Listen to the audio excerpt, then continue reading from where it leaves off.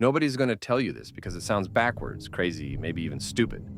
But I'm going to say it anyway because someone needs to, and it might just save you years of playing it safe and getting nowhere. Losing is 10 times more valuable than winning. Not feel-good losing. Not participation trophy losing. I'm talking about real, crushing, ego-destroying defeats that make you question everything you thought you knew about yourself. And if you're sitting there thinking, this guy's lost his mind, good. That means you're still trapped in the same lie that kept me stuck for years. The lie that winning is everything and losing is failure. I'm not some motivational speaker trying to make you feel better about your losses.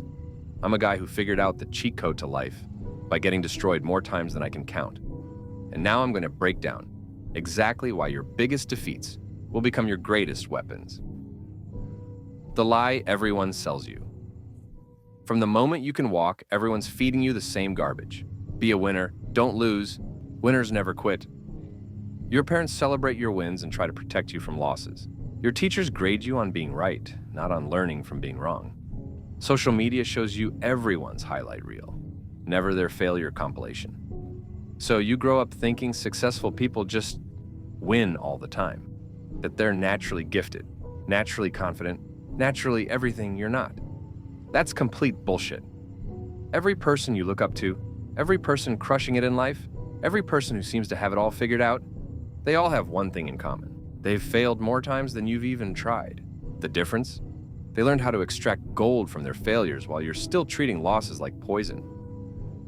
Chakra, my reality check at 19. I thought I was untouchable. Good grades, decent at sports, girls liked me. I had this cocky confidence that life was going to be easy because everything had been handed to me so far. Then I graduated and reality punched me in the face. Hard. First job? Fired after 3 months for being lazy and entitled. First serious relationship? She left me for someone who actually had his shit together. First attempt at independence? Moved back home broke and broken. I spent 6 months feeling sorry for myself, blaming everyone else, making excuses. But then, something clicked. I realized I wasn't upset about the failures themselves. I was upset because I had no idea how to handle them. I'd never learned how to lose properly. I'd been protected from real failure my whole life, so when it hit, I crumbled like wet paper. That's when I started studying failure, like my life depended on it. Because it did. Why your comfort zone is actually your danger zone. Here's what nobody wants to admit. Comfort is the enemy of growth. When you're comfortable, you're not learning, you're not adapting, you're not evolving, you're just existing. I spent 2 years in my early 20s playing it safe. Decent job, decent apartment, decent routine. Nothing challenging, nothing risky, nothing that could fail spectacularly. And you know what happened? I became boring as hell. My conversations were shallow because I had no interesting stories. My confidence was fake because it was never tested. My skills stagnated because I never pushed my limits. I was dying a slow death of mediocrity, and I didn't even realize it. The moment I started seeking out opportunities to fail, everything changed. I became more interesting, more resilient, more capable. People started gravitating toward me because I had real stories, real wisdom, real depth. Why losing is your secret weapon. Here's what nobody tells you about winning. It teaches you almost nothing. When you win, you think you did everything right, even when you got lucky. You become overconfident, you stop improving, you get soft. Losing? Losing is a brutal teacher that strips away all your illusions and shows you exactly who you are. Losing reveals your true character. Anyone can be positive when things are going well. But how do you respond when you're getting crushed? When nothing's working? When everyone's watching you fail? That's when you discover what you're actually made of. Losing forces you to adapt. Winners keep doing the same thing because it worked before. Losers have to innovate, evolve, find new ways. They become more flexible, more creative, more resourceful. Losing builds real confidence. Fake confidence comes from never being tested. Real confidence comes from knowing you can get knocked down and still get back up. It comes from failing so many times that you stop fearing failure. Losing eliminates weak people from your life. When you're winning, everyone wants to be around you. When you're losing, only the real ones stick around. Failure is the best filter for fake friends and fair-weather supporters. Losing teaches you empathy. People who've never really struggled don't understand struggle. They can't connect with pain, can't help others through hard times. Your losses make you a better leader, friend, and human being. The anatomy of a perfect failure. Not all failures are created equal. Some failures are just stupid mistakes that teach you nothing. But perfect failures, they're gold mines of growth. A perfect failure has these elements. High stakes. You cared about the outcome. You invested time, energy, emotion. Low-stakes failures don't teach you much because you don't feel the pain deeply enough. This home. Clear cause and effect. You can trace specific actions to specific results. Random bad luck doesn't count. You need to be able to identify what you did wrong. Immediate consequences. The feedback loop is tight. You see the results of your choices quickly, not months or years later. Recovery possibility. The failure hurts, but doesn't destroy you permanently. You live to fight another day with new knowledge. Lesson extractability. There's a clear pattern or principle you can learn that applies to future situations. I started actively seeking out perfect failures, applied for jobs I wasn't qualified for to learn about my skill gaps, asked out women who were out of my league to improve my social confidence, started businesses with small amounts of money to understand entrepreneurship. Each perfect failure was like a masterclass taught by reality itself. And Sashi Shari, the 5 stages of learning to lose. Stage 1, denial and anger. This isn't my fault. The system is rigged. I got screwed over. You blame everything except yourself. This stage is useless but necessary. Get through it fast. Stage 2, bargaining and depression. Maybe if I just try harder with the same approach, you either chase the same strategy that failed, or you give up completely. Both are mistakes. Don't get stuck here. Stage 3, acceptance. I lost. I contributed to this loss. I need to understand why. This is where growth begins. You stop making excuses and start looking for real reasons. Stage 4, analysis and learning. What specifically went wrong? What patterns led to this? What skills do I need to develop? You become a detective investigating your own failure. This is where the magic happens. Stage 5, integration and evolution. I'm a different person because of this experience. I have new knowledge, new skills, new wisdom. You don't just recover, you upgrade. Most people never make it past stage 2. They stay bitter or defeated. But if you can push through to stage 5, every loss becomes a level up. The real winners are the best losers.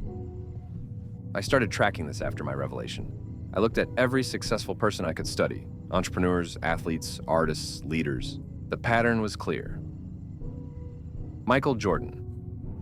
I got cut from his high school basketball team. Used that rejection as fuel to become the greatest. Steven Spielberg. Was rejected from USC Film School 3 times. Made Jaws and Raiders of the Lost Ark. Before they finally accepted him, he never enrolled. Oprah Winfrey. Was born into poverty, abused, fired from her first television job for being unfit for TV. Became the most powerful media personality in history. Walt Disney was fired from a newspaper for lacking imagination and having no good ideas. His first animation company went bankrupt. Sarah Blakely. Failed the LSAT twice, was rejected from law school, and spent years selling fax machines door to door before creating Spanx and becoming a billionaire. These weren't lucky people who avoided failure. These were people who failed better than everyone else. They failed faster, learned deeper, and bounced back stronger. While their competitors were playing it safe, they were out there collecting defeats and turning them into degrees from the University of Hard Knocks. There's the hidden psychology of failure addiction. Here's something weird I discovered. Once you get good at failing, you start to crave it.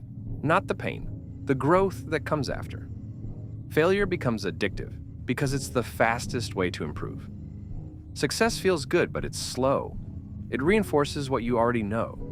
Failure is uncomfortable, but it's fast. It forces rapid evolution. I know entrepreneurs who deliberately put themselves in situations where they'll probably fail because they know the learning curve is steeper. Athletes who train against opponents who consistently beat them. Artists who attempt projects beyond their current skill level. They're not masochists, they're optimizers. They understand that discomfort is the price of excellence.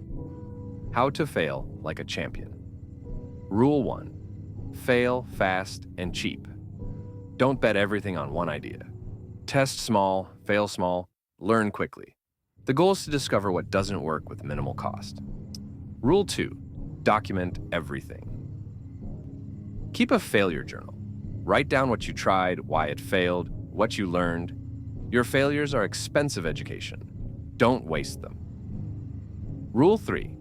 Separate your identity from your results. You're not your failures. You're not your successes. You're someone who tries things and learns from the results. This mental separation is crucial. Rule 4. Find the lesson, not the excuse. Every failure has a lesson if you look hard enough. Your job isn't to feel better about failing. It's to ensure you never fail the same way twice. Rule 5. Share your failures. Don't hide your losses, talk about them. Share what you learned. This does two things. It reduces the shame and helps others learn from your mistakes. Rule 6. Set failure quotas. Actively plan to fail a certain number of times per month. Sounds crazy, but it forces you out of your comfort zone and normalizes the experience. Rule 7. Celebrate your failures. Not the failure itself, but the courage it took to try and the wisdom you gained. Make failure feel like progress, not punishment. Soccer, the compound effect of strategic losing. Here's the part that will blow your mind. Failures compound just like successes, but faster. Each loss builds on the previous one. The resilience from your first major failure helps you handle the second one better. The pattern recognition from multiple failures helps you spot problems earlier. The emotional regulation you develop from repeated setbacks becomes unshakable inner strength. After 5 years of strategic failing, I became nearly unstoppable. Not because I stopped failing, I failed more than ever, but because I developed such a sophisticated system for extracting value from failure that each loss made me significantly stronger. People started calling me lucky when I succeeded. They didn't see the dozens of failures that led to each win. They didn't understand that my overnight success was years in the making. Nursearch, your failure action plan. Step 1. Identify your biggest fear. What are you avoiding because you might fail? That's exactly what you need to do first. Step 2. Create a safe-to-fail environment. Start small enough that failure won't destroy you, but big enough that it matters. You need skin in the game, not your entire future. Step 3. Set a failure quota. Decide to fail at least once per week. Apply for jobs you're not qualified for. Ask out someone who might say no. Start a project that might not work. Normalize failure through frequency. Step 4. Build your failure analysis system. After each failure, ask, what did I expect to happen? What actually happened? Why was there a difference? What would I do differently? What did I learn about myself, others, or the world? Step 5. Find your failure community. Surround yourself with other people who are failing upward. Share your losses. Celebrate your lessons learned. Create a culture where intelligent failure is honored. The mindset shift. That changes everything. Stop asking, how can I avoid failure? Start asking, how can I fail more intelligently? Stop saying, I failed. Start saying, I gathered data. Stop thinking, I'm not cut out for this. Start thinking, I haven't figured it out yet. Stop believing successful people don't fail. Start knowing successful people fail better. This isn't positive thinking bullshit. This is strategic reframing that turns your greatest weakness into your greatest strength. SAR, the ultimate truth. About winning and losing. Winners and losers aren't different types of people. They're the same people at different stages of the learning process. Every winner is just a loser who refused to quit. Every loser is just a future winner who hasn't learned the lesson yet. The question isn't whether you'll face defeat, you will, multiple times. The question is whether you'll let those defeats destroy you or develop you. Your losses are preparing you for wins you can't even imagine yet, but only if you're smart enough to learn from them. Start failing on purpose. Start failing faster. Start failing better. Because the person who masters the art of intelligent failure becomes unstoppable in everything else. Join our Discord community where we share our biggest failures and the lessons we extracted from them. Because the people who aren't afraid to discuss their losses are the ones who'll achieve the biggest wins. We've got daily failure challenges, success stories built on defeat, and a brotherhood of people who understand that losing is just winning in disguise. Istochniki.